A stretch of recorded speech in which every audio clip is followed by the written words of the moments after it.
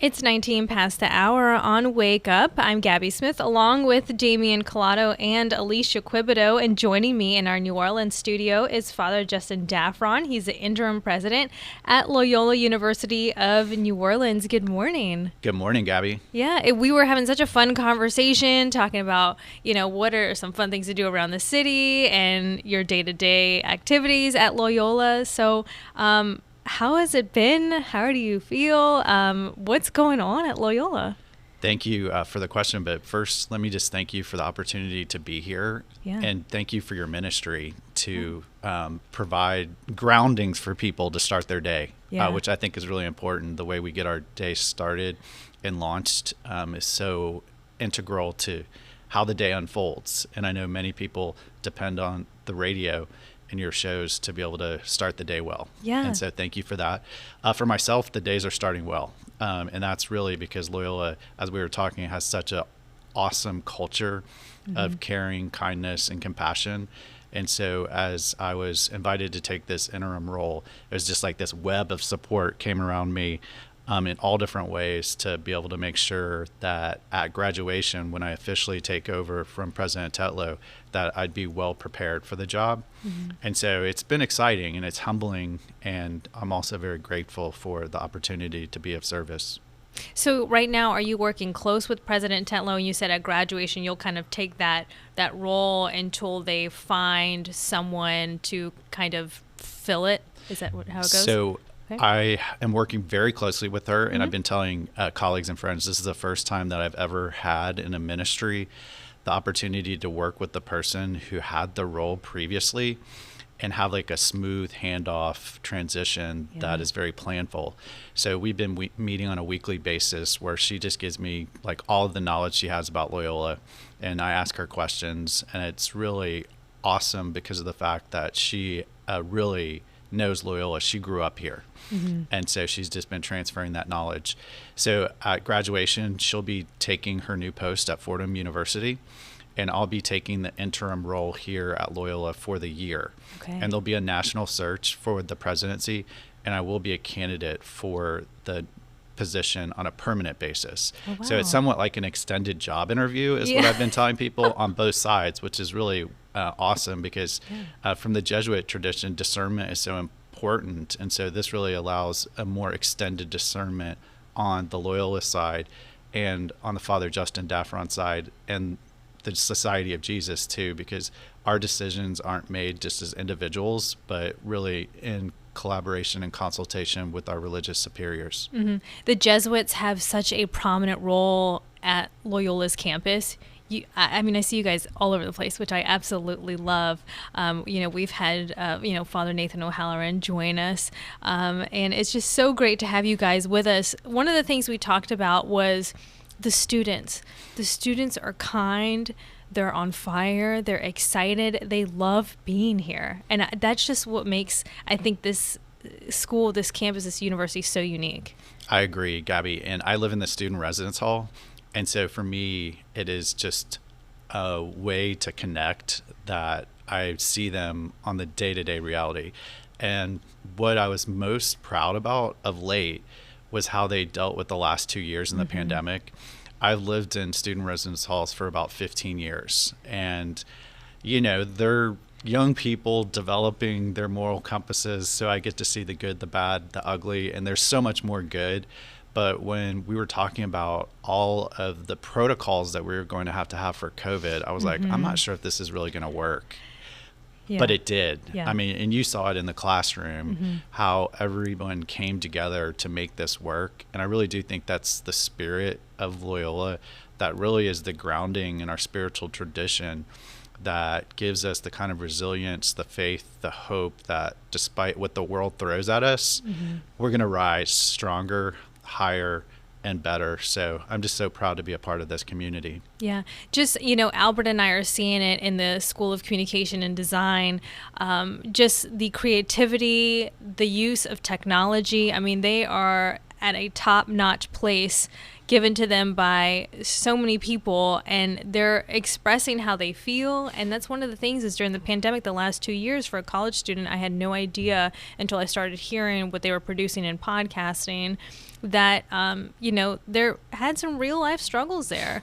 We had normal college experiences. We didn't have any of those protocols, but they are experiencing that. And a lot of them are taking their faith into that as well, and it's really impressive to see that. It really is. I teach a class on Ignatian spirituality that has provided me the opportunity to get in the classroom, which I'm an administrator, so I love the opportunity to get really at the core of what we're about, this transformative education. Yeah. And I can say that I learned so much from the students too, and especially in the last 2 years, in their own reflections about how they're making sense. I mean, not only we had the pandemic, then we had Hurricane Ida, and that was really tough at the beginning of the school year. So I feel like we are kind of running on empty as we're getting towards the end of the year, in a good way, because I feel like we've given what we can give in a way that allows us to really just kind of hopefully for most take some rest and renewal over the summer, which is so important, we know, to be able to restore. But what I could say also in terms of my experience with students is that the diversity here is so interesting, because I worked at other Jesuit schools before, and now we're majority students of color here at Loyola.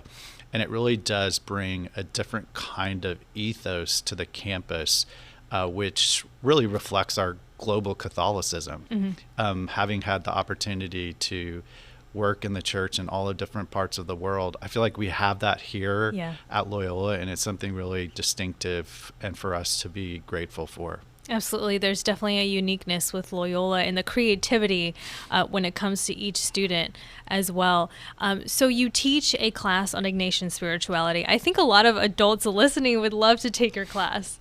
Tell us about it. Well, so the class really is based on the spiritual exercises of St. Ignatius of Loyola in his life. And interestingly enough, I'm just getting back from Manresa House of Retreats, which is our retreat house in Convent, Louisiana.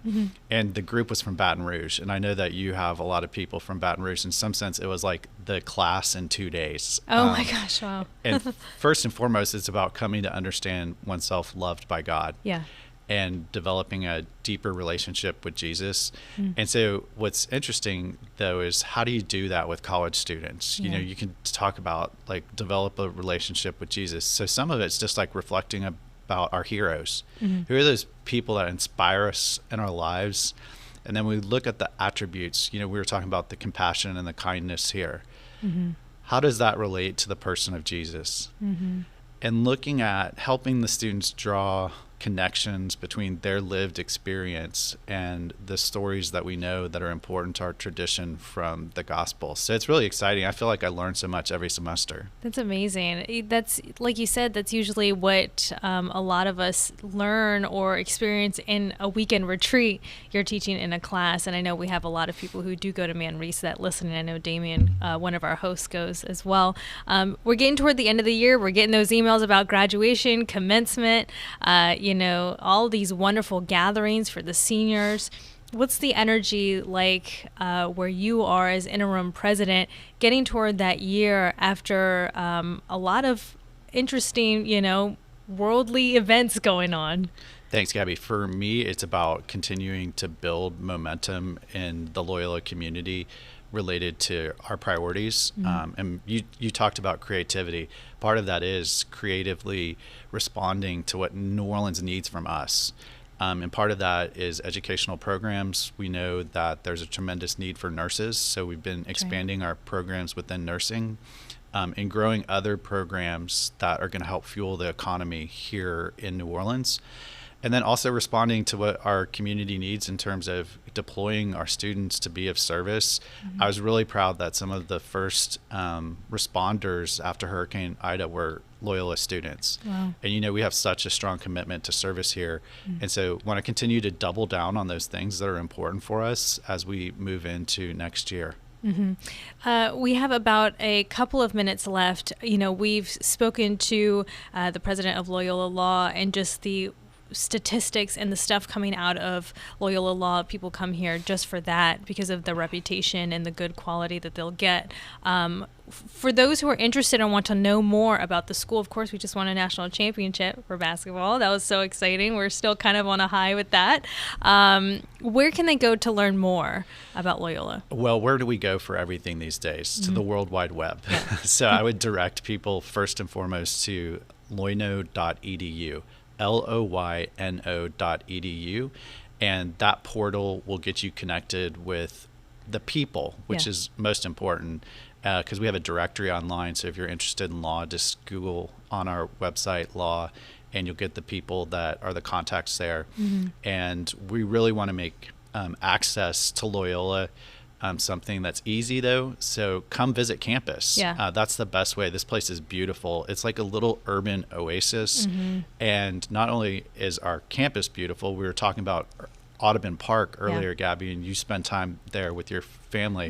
We got the park right across the street. Jump on the streetcar, come visit us, and we will help welcome you here at Loyola. Yeah, one of the most beautiful parts of the city, and I would argue to say one of the most beautiful parts of the state is right here by Loyola and Audubon Park. We're out of time, but thank you so much, Father Justin, for joining us today, and you can count on our prayers for you. Thank you so much. Pleasure to be here. Absolutely. Jeff Cavins joins us in our Baton Rouge studio. When we come back from the break, it's 30 past the hour on Wake Up.